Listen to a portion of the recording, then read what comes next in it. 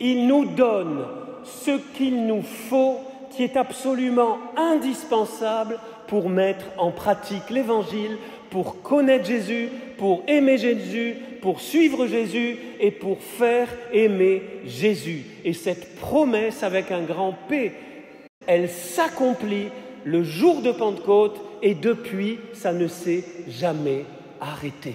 La Pentecôte ne s'est jamais arrêtée. Nous vivons les temps du Saint-Esprit. Cette promesse annoncée par Jésus et déjà en petit comité le soir de Pâques, eh bien, se réalise officiellement, ouvrant des temps nouveaux, les temps que nous vivons, les derniers temps, jusqu'au retour du Christ.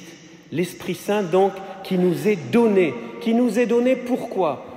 Cette puissance nous est donnée. Cette personne, ce n'est pas une énergie, c'est une personne, nous est donnée en nous et à l'extérieur de nous, parce qu'il nous accompagne, pour être témoins. Il faut bien se mettre ça dans la tête. Ce n'est pas simplement pour notre petit confort personnel, même si c'est agréable de recevoir le Saint-Esprit, de sentir le Saint-Esprit, d'être enflammé. Et il leur apparut des langues divisées comme du feu, et elles se posèrent sur chacun d'eux. Voyez cette puissance de l'Esprit Saint. On n'a pas trop l'habitude de s'arrêter à la puissance. On nous dit souvent, le Saint-Esprit, tout. Oui, il est délicat, le Saint-Esprit. Bien sûr qu'il agit aussi dans la discrétion. Il agit dans l'intime de nos cœurs. Il agit dans le silence. Mais aussi, il agit avec puissance dans notre faiblesse. Il nous donne la lumière quand on en a besoin. Il nous donne les mots pour répondre à ceux qui peut-être se moquent de nous, se moquent du Christ. Il nous donne la force, il nous donne le courage. C'est cette puissance dans notre faiblesse, c'est cette gloire dans des vases d'argile.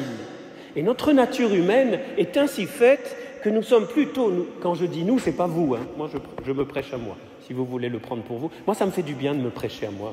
Si vous voulez m'écouter, vous m'écoutez, sinon, voilà.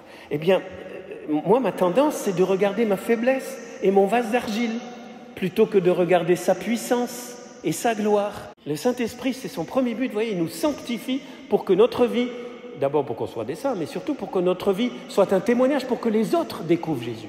Et en même temps, il nous donne le courage, l'audace d'inviter, de parler de Jésus à temps et à contre-temps, avec délicatesse. C'est le même Esprit Saint qui est à la fois très délicat, qui s'adapte aux personnes, qui nous donne la parole juste, au moment juste.